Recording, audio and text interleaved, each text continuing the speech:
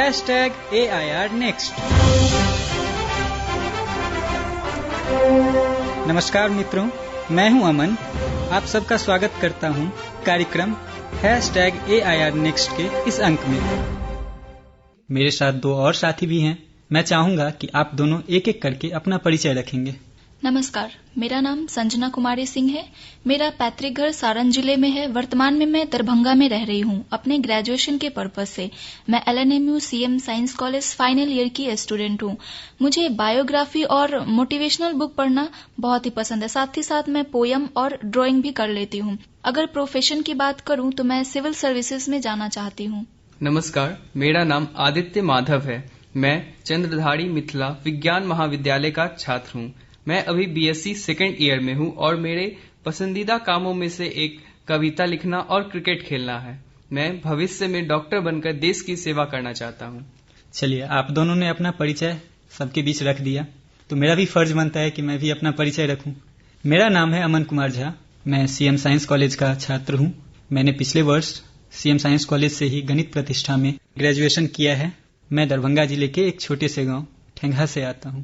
वर्तमान में शुभंकरपुर दरभंगा में रह रहा हूं। बात की जाए पसंद की, तो मुझे नाटक से बहुत ही ज्यादा रुचि है। मैंने 7 से 8 नाटकों में अभिनय किया है और जगह जगह पर जागरूकता के लिए नुक्कड़ नाटक भी करता आया हूँ। चलिए, परिचय तो हो गया, अब आगे क्या पता ही है, जब भी 2-3 लोग मिलते हैं तो कुछ गप्पे सप्पे ही होते हैं। क्या कहते हैं आदित्य?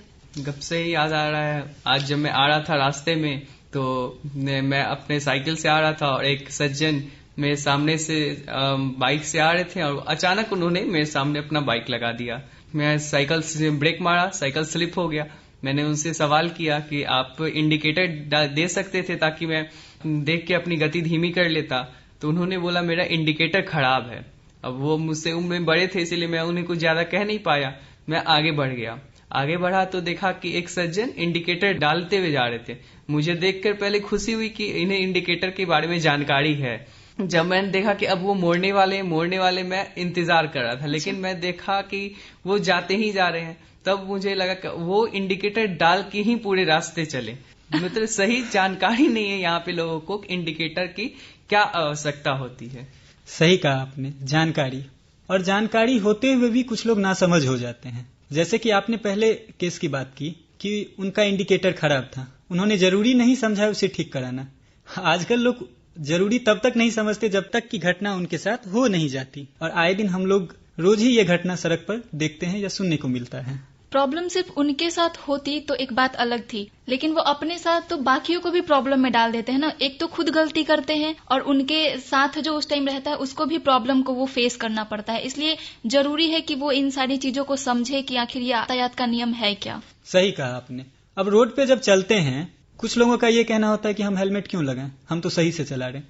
भाई, आप सही से चला रहे हो, पर सामने वाले का कोई भरोसा नहीं कि वो सही से चलाएगा, क्योंकि सामने से आके वो कुछ भी कर सकता है। अगर उसने, ना भगवान करे किसी के साथ ना हो, लेकिन अगर उसने ठोक दिया या कुछ हो गया तो उस वक्त तो ये नहीं देखेगा कि आप सही से चला रहे थे, चोट आपको नहीं लगेगी। चोट तो बराबर के हकदार हैं, दोनों को लगेगी।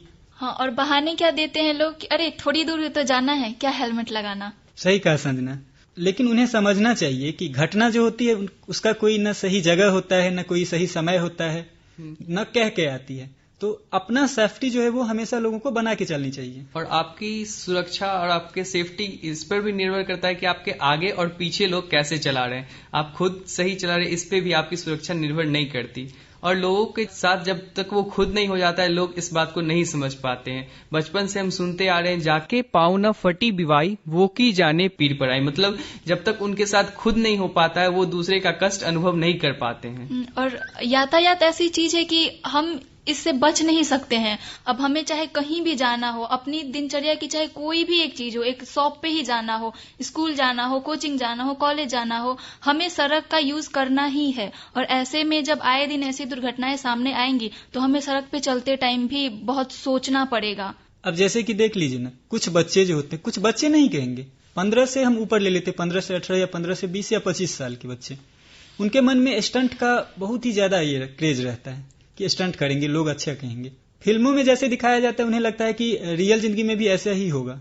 लेकिन ऐसा होता नहीं है। फिल्म में वो सिनेमेटोग्राफी होती है, वो ग्रीन पर्दे के सामने होता है जिसे एडिट करके बनाया गया होता है, उनकी सुरक्षा अलग होता है, सेफ्टी के लिए बहुत सारे प्रबंध किए रहते हैं। लेकिन ये अपने असल जिंदगी में ऐसा तो नहीं होता है। हम अगर रोड पे ऐसे चलेंगे, वो लहराते हुए नागिन की तरह गाड़ी चलाते हैं तो वो नहीं समझते कि उनके साथ अगर बाई चांस हल्का सा भी बैलेंस बिगड़ा तो उनका बहुत कुछ हो सकता है। बहुत क्यों, आप लोगों में से कभी किसी ने स्टंट किया है क्या? नहीं, मैंने तो नहीं किया, लेकिन देखा बहुतों को है स्टंट करते हुए। अरे देखने से याद आया कि मैं कल ही की बात है, मैं कोचिंग जा रही थी, एक बच्चा, ये छोटा सा बच्चा, वो साइकिल से जा रहा था और दोनों हाथ छोड़ के, और ये बिंदास साइकिल चलाते हुए जा रहा था। उसके गार्जियन को भी नहीं पता कि मेरा बच्चा कितने खतरे में है। तो ऐसी चीजों पर लोगों को ध्यान देनी चाहिए। और कई बार ऐसा भी होता है कि लोग चला कहीं रहे और उनका ध्यान कहीं और रहता है। आपने साइकिल का जिक्र किया तो इससे मुझे राफिक सदानी याद आ रहे हैं। वो अच्छा। लिखते हैं, एक हाथ में हैंडल दूसरे में मोबाइल, एक हाथ में हैंडल दूसरे में मोबाइल, दिल रहा दिलवाली में, साइकिल घुस गया नाली में। वाह, क्या एक टंगड़िया झूल गई, नक्शेबाजी भूल गई। तो काफी बार ऐसा होता है कि हम चला कहीं और रहते हैं और हमारा ध्यान कहीं और रहता है। ध्यान तो कहीं और रहता ही है। आजकल तो हेडफोन लगा के साइकिल ट्रेंड चलाना बन गया है। हाँ, ट्रेंड सा हो गया है। लोगों को पैशन समझ आता है कि नहीं हम कूल लगेंगे तो वो हेडफोन लगा लिए कान में, ब्लूटूथ लगा लिए कान में, आगे पीछे क्या चल रहा है, हॉर्न मिल रही है, कोई गाड़ी आ रही है तेजी से, उसको कोई ध्यान नहीं। क्रॉसिंग करते वक्त भी लगाए हुए, ना आगे देखे ना पीछे देखे, सीधे क्रॉस कर जाते हैं। तो अब गाड़ी चलाते वक्त भी ये चीज, तो इससे तो कंट्रोल रहना ही चाहिए। हाँ, यही कारण तो है कि आए दिन न्यूज़पेपर में देखने को मिलता है कि दुर्घटना में इतने लोग मारे गए। इतने अस्पतालों में देखिए तो 45% लोग सड़क दुर्घटना के कारण ही एडमिट होते हैं। जैसे अब मैं एक बता दूं कि जितने लोग इस बार वॉर में, देश की लड़ाई में और कोविड में इससे नहीं मरे हुए, उससे ज्यादा लोग हर एक साल रोड एक्सीडेंट में मर जाते हैं। जैसे मैं बताऊं, हर एक साल देश में लगभग 1.5 लाख लोग रोड एक्सीडेंट के द्वारा मरते हैं। और उसमें भी सबसे दुखद और आश्चर्यजनक बात यह है कि उसमें से 18 से 45 वर्ष के लोग 65% होते हैं। अच्छा, सही कहा है। देखिए, सुरक्षा अपनी जगह है, हमें उसको लेके ही चलना चाहिए, चाहे वो किसी भी तरह का हो। हमें इंडिकेटर का प्रॉपर यूज करना ही चाहिए। हमें ड्राइविंग सीखने के बाद, लाइसेंस बनाने के बाद ही गाड़ी चलानी चाहिए, ताकि किसी को, भगवान न करे, किसी को किसी तरह से हमसे नुकसान हो जाए, सामने वाले की गारंटी नहीं। तो सबसे बड़ी बात क्या है कि लोगों को मानसिकता बदलनी होगी। जैसे हेलमेट पहनना ही चाहिए, चाहे कम दूरी हो या ज्यादा दूरी हो, हेलमेट पहनना ही चाहिए, लाइसेंस सही से यूज करना ही चाहिए, चलाते वक्त फोन या फिर हेडफोन, कान और दिमाग हमें फ्री रखना ही चाहिए। इसके अलावा भी बहुत सारी चीजें हैं, हम दाएं बाएं देख के ही क्रॉस करें, ओवरटेक अगर जरूरत न हो तो न करें, और ओवरटेक अगर जरूरत है तो दाएं साइड से ही करें। सही प्रशिक्षण भी बहुत जरूरी है। हम सभी जैसे चलाना सीखते तो हम लोग घर में खुद चलाते चलाते चलाना सीख जाते, लेकिन सही प्रशिक्षण भी बहुत जरूरत है। उसमें आपको समझ में आएगा कि किस रूल का कहाँ पे उपयोग है, कब इंडिकेटर देना है, कब पासिंग लाइट देना है, कब हॉर्न बजा के कब साइड से ओवरटेक करना है। तो ये सब नियम भी लोगों को जानकारी होना बहुत आवश्यक है। और इस बात पे भी लोगों को ध्यान देना चाहिए कि अगर बाइक है तो उस पे 2 लोग ही एक बार में सवारी करें। लोग पूरी फैमिली को ऐसे लगता है कि बारात लेके जा रहे हैं, निकल पड़ते हैं। सही कहा है। तो ये भी एक्सीडेंट का बहुत ज्यादा इससे भी हो जाता है। अगर आदमी ज्यादा चला रहे हैं, हम अगर ओवरलोड हो रहा है, चाहे वो बाइक ही क्यों, बाइक पे मान लीजिए 2 से ज्यादा, बस में भी आजकल देखा जाता है ओवर क्राउडेड रहता है। तो ये चीज नहीं होना चाहिए। अगर बहुत ज्यादा लेके चल रहे हैं तो उससे एक्सीडेंट का खतरा बढ़ता ही जा रहा है। अच्छा तो आदित्य, एक बात बताइए, आपको किस बात पे सबसे ज्यादा गुस्सा आता है जब आप एक सड़क पे चलते हैं? तो कई बार हम देखते हैं कि लोग चलते रहते हैं और मुंह में कुछ भी खराब रखे रहते हैं और अचानक वो स्पिट कर देते हैं कहीं पर भी, और वो ये नहीं देखते कि उसके पहले तो वो एक डिजीज का वो सब में जा सकता है, दूसरा वो रोड को गंदा करे, और जो आगे उनके पीछे चल रहे होते हैं उन पे भी वो छींटा पड़ जाता है कई बार। तो ये बहुत बुरा लगता है और उन्हें भी ये समझना चाहिए, ये उनके लिए भी हानिकारक है और ये दूसरे लोग के लिए भी अच्छी नहीं चीज है। तो इस सब चीजों पे थोड़ा देख के बुरा लगता है। अच्छा, कभी आपने ये चीज देखा है कि रोड पे, आधे रोड पे गाड़ी 4 व्हीलर पार्क करके और रोड के तरफ ही दरवाजा खोल देते हैं कुछ लोग? अब सोचिए क्या होगा जो पीछे से आ रहे हैं, उन्हें तो कोई आइडिया नहीं है कि ये गेट खुलने वाली है, और वो लोग इतना भी नहीं देखते कि पीछे कौन आ रहे हैं। कई बार एक्सीडेंट होते होते बचती है, या कई बार एक्सीडेंट हो जाती है। अगर दरवाजा खुला सीधे टक्कर लग जाती है, बाइक हो या कोई भी। तो उन्हें इस सब, एक तो पार्किंग रोड से हटके ही करना चाहिए, और अगर कर रहे हैं तो ये चीज दरवाजा खोलने से पहले देख लेना चाहिए कि आगे कौन आ रहा है, पीछे कौन आ रहा है। तो इससे हम सामने वाले को बचा सकते हैं। हमें तो कुछ नहीं होता है उस केस में, लेकिन सामने वाला जख्मी हो जाता है ऐसे में। और अगर गुस्से की बात करूं तो कभी कभी ऐसा होता है ना कि हमारी गलती नहीं हो रही होती है और हमें सुनना पड़ जाता है सामने वाले से। अब एक दिन की बात है, एक अंकल ये बड़ी सी लकड़ी लेके और रोड पास कर रहे थे। उसको सीधा खड़ा करके भी तो रख सकते थे, लेकिन वो ऐसे लेके जा रहे थे। अचानक से वो सामने आए और मैंने अचानक से टर्न किया। मेरे जस्ट पीछे एक बाइक से अंकल आ रहे थे, तो उन्होंने मुझे सुना दिया कि क्या बात है, इतनी स्टाइल दिखा के क्यों रोड पे चल रही हो। अब बताइए, ऐसी बातों से गुस्सा नहीं आएगा? गलती किसी और की और सुन लिया हम, अब क्या ही कह सकते हैं ऐसे टाइम। कई बार ये हालात हो जाते हैं जब हमारी गलती नहीं होती है, फिर भी हमें सुनना पड़ता है। तो लोगों को इसके बारे में भी सोचना चाहिए। और हम नहीं, जितने भी लोग रोड पे सड़क के बिना लोग रह नहीं सकते, तो जितने भी लोग जा रहे हैं, आपने सही कहा था कि प्रशिक्षण, उनके पास शिक्षा होना चाहिए, रोड के बारे में, नियम के बारे में जानकारी होनी चाहिए। रोड के बिना तो हम लोग रह ही नहीं सकते, क्योंकि यात्रा बहुत जरूरी है। हम लोग को डेली कहीं ना कहीं, और हर एक लोग को कहीं ना कहीं जाना ही रहता है, चाहे वो घर से स्कूल, घर से ऑफिस, या किसी भी तरह से आपको डेली यात्रा करनी ही होती है। तो आपके अपने साथ साथ दूसरों की भी सुरक्षा का उतना ही ध्यान रखना चाहिए। हाँ, बिल्कुल सही कहा आपने। सड़क पे चलते समय हमें अपनी सुरक्षा के साथ साथ दूसरों का भी उतना ही ख्याल रखना चाहिए। यात्रा पे तो हमने बहुत लंबी बातचीत कर ली। एक लंबी यात्रा में हम क्या करते हैं, कहीं रुक कर थोड़ा विश्राम कर दे, थोड़ा रिफ्रेशमेंट फील हो जाए। तो क्यों ना इस चर्चा को भी थोड़ी देर के लिए विराम दें और एक गाना सुना जाए। एक सॉन्ग सुनते हैं। हाँ, बिल्कुल बिल्कुल। चलिए गाना सुना जाए।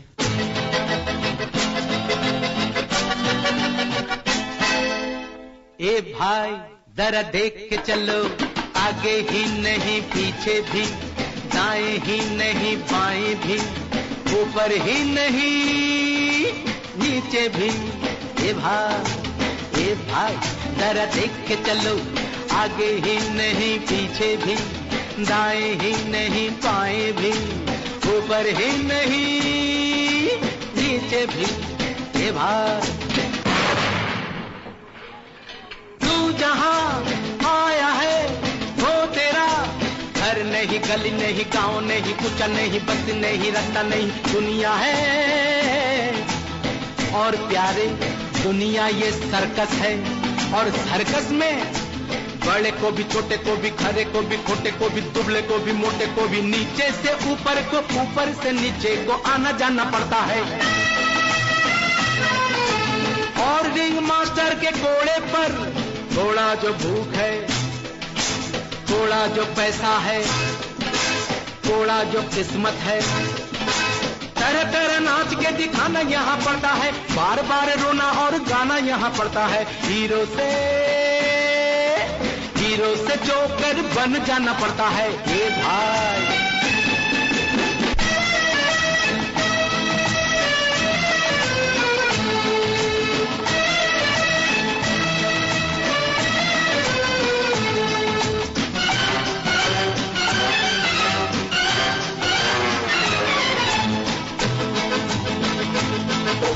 गिरने से डरता है क्यों, मरने से डरता है क्यों, ठोकर तो जब तक न खाएगा, पास किसी गम को न जब तक बुलाएगा, जिंदगी है चीज क्या नहीं जान पाएगा, रोता हुआ आया है, रोता चला जाएगा। ए भाई जरा देख के चलो, आगे ही नहीं पीछे भी, दाएं ही नहीं बाएं भी, ऊपर ही नहीं नीचे भी। ए भाई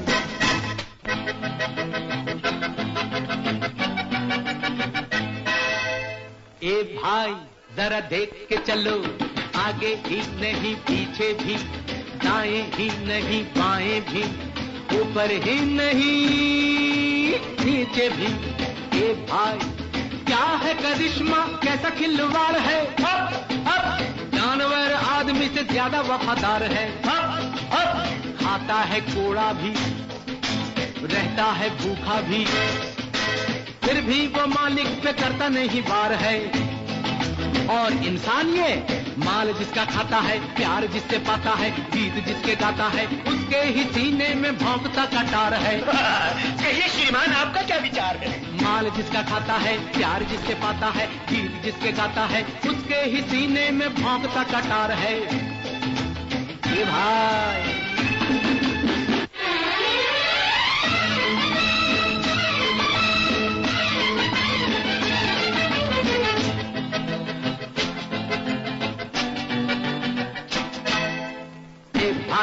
जरा देख के चलो, आगे ही नहीं पीछे भी, दाएं ही नहीं बाएं भी, ऊपर ही नहीं नीचे भी। ये भाई सर्कस। हाँ बाबू, ये सर्कस है, और ये सर्कस है शो 3 घंटे का। पहला घंटा बचपन है, दूसरा जवानी है, तीसरा बुढ़ापा है, और उसके बाद माँ नहीं, बाप नहीं, बेटा नहीं, बेटी नहीं, तू नहीं, मैं नहीं, ये नहीं, वो नहीं, कुछ भी नहीं, कुछ भी नहीं रहता है। रहता है जो कुछ वो। खाली खाली कुर्सियां है, खाली खाली तंबू है, खाली खाली घेरा है, बिना चिड़िया का बसेरा है, न तेरा है न मेरा है। सच में बहुत ही अच्छा गीत था, आनंद आ गया सुन के। हाँ बिल्कुल। गीत के कुछ सार भी बहुत महत्वपूर्ण थे कि हमें देख के तो चलना ही चाहिए, आगे ही नहीं पीछे भी, घर में भी बाहर में भी हमें देख के बिल्कुल चलना चाहिए। जिस कार्य के लिए हम निकले घर से वो पूरा अच्छे तरीके से पूर्ण होगा तो इससे हमारा कार्य भी पूरा होगा, और जब हमारा कार्य पूरा होगा हम सही तो देश के लिए भी आगे अच्छा कर पाएंगे। सड़क सुरक्षा पर हमने काफी सारी बातें की, क्यों ना अब इस टॉपिक से थोड़े से हटें। हाँ अच्छा, एक बात आप लोगों ने नोटिस की कि हम तीनों की जो हॉबी है वो कहीं ना कहीं बहुत मिलती जुलती है। कहीं आप कविता लेखन की तो बात नहीं कर रही? हाँ बिल्कुल बिल्कुल, ये साइंस, हम तीनों का साइंस बैकग्राउंड होने के बावजूद हम तीनों की कला के क्षेत्र में बहुत रुचि है। और जैसा हम लोगों ने आते बातचीत में ये जाना एक दूसरे के बारे में कि तीनों कुछ न कुछ लिखते हैं, और लिखने के समय क्या होता है कि हम एक अलग दुनिया में, इस दुनिया से परे एक कल्पना की दुनिया में खोए रहते हैं, प्रकृति के पास।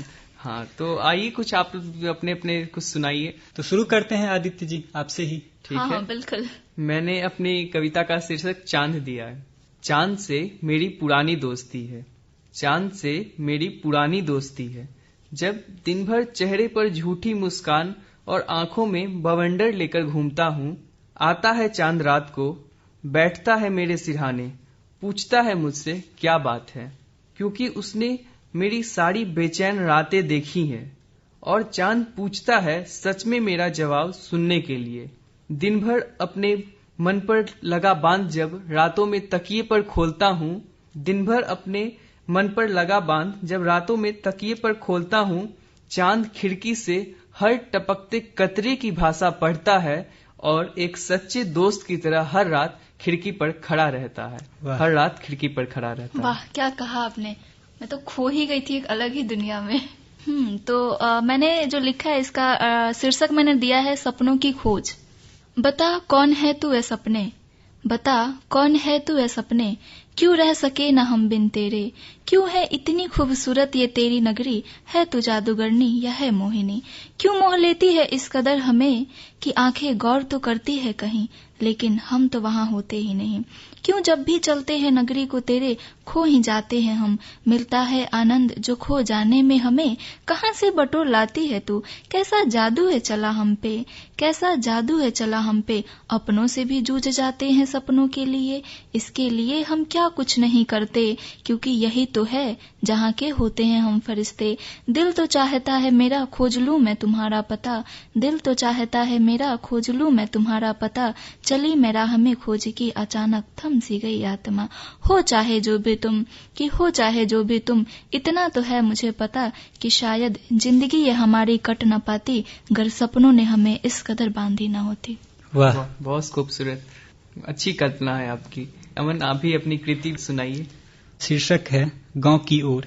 चलो चलते हैं उस ओर, बसता है जहां अपनापन, आपस में चहु ओर, खिल उठता है मन, उत्साह से आती है एक मुस्कान होठों पर, इस शहरी जीवन से कहीं ऊपर, चलो फिर से आज चलते हैं उस गांव की ओर।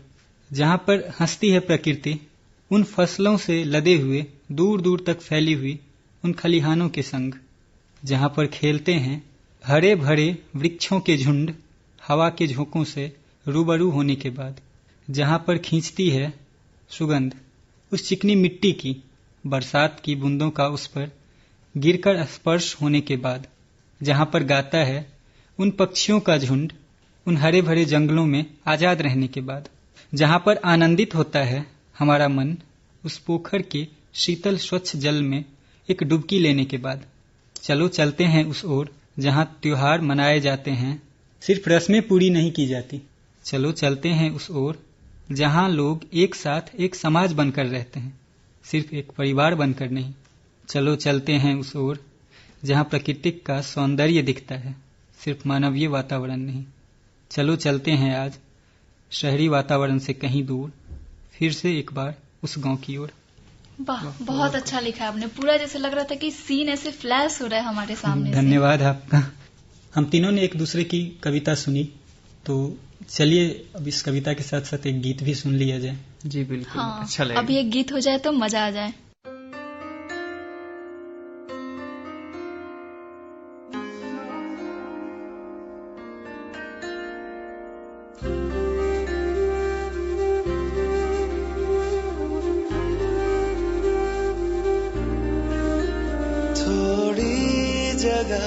दे दे मुझे तेरे पास कहीं रह जाऊं मैं,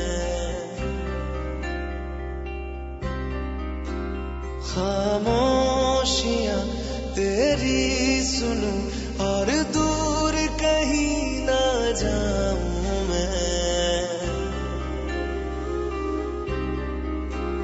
अपनी खुशी दे के मैं तुझे तेरे दर्द से जुड़ जाऊं मैं,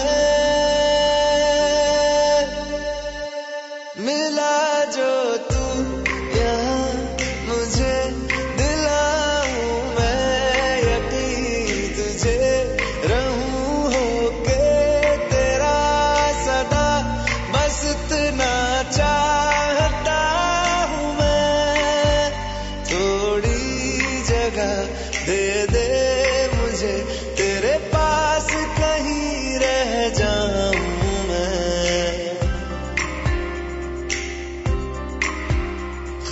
खामोशियां तेरी सुनूं और दूर कहीं ना जाऊं मैं।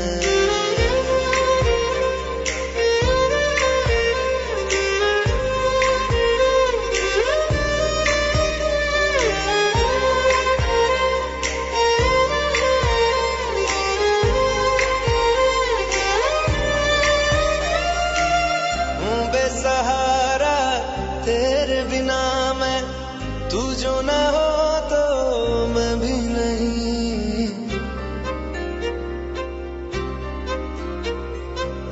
देखूं तुझे यारा जितनी दफा मैं तुझ पे है आता, मुझको यकीन सबसे मैं जुदा होके अभी तेरी रूह से जुड़ जाऊं मैं, मिला जो तू यहाँ मुझे दिलाऊं मैं यकीन तुझे रहूं होके तेरा सदा, बस इतना चाहता हूँ मैं, थोड़ी जगह दे दे मुझे तेरे पास कहीं रह जाऊं मैं, खामोशियां तेरी सुनूं और दूर कहीं ना जाऊं मैं।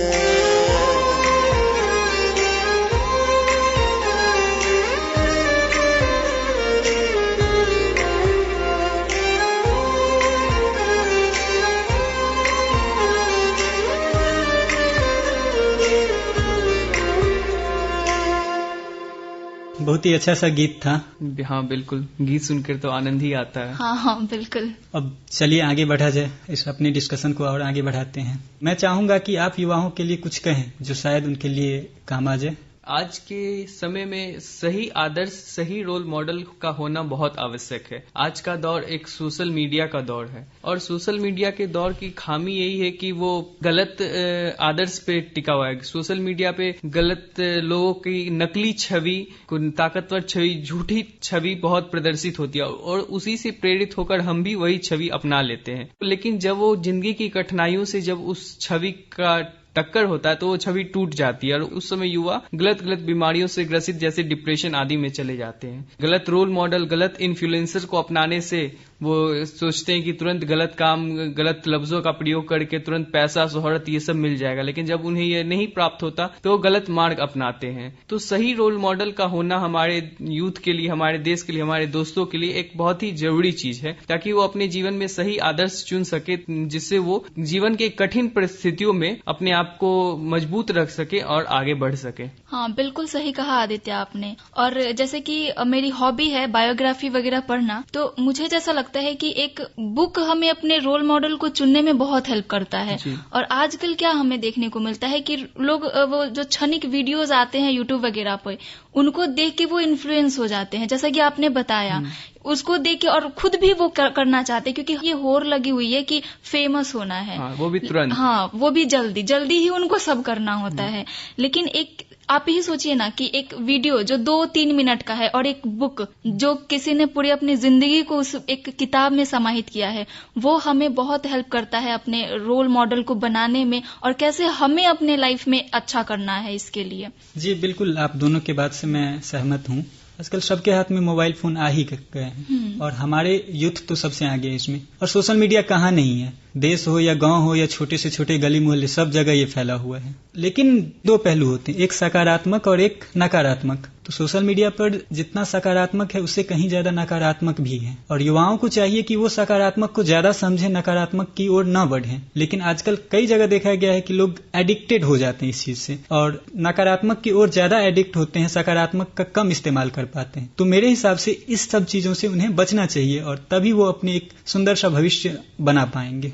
और एक और चीज आपकी बात से मुझे याद आई कि फोन पे अगर कोई अच्छी चीज चाहिए होती है तो उसे हम लोग को सर्च करना पड़ता है, लेकिन और जो सारी चीजें वो ऐसे ही आ जाता है, देखने को मिल जाता है। इसलिए हमें इस बात को थोड़ा ध्यान रखना चाहिए कि कैसे उन सारी चीजों से दूरी बनानी है। हमें ये देखना चाहिए कि जिनसे हम प्रभावित हो रहे हैं वो उनसे हम बेहतर बन रहे हैं या बदतर बन रहे हैं।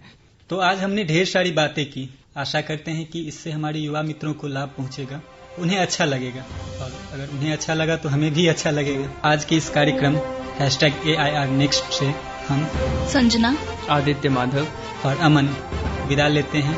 नमस्कार।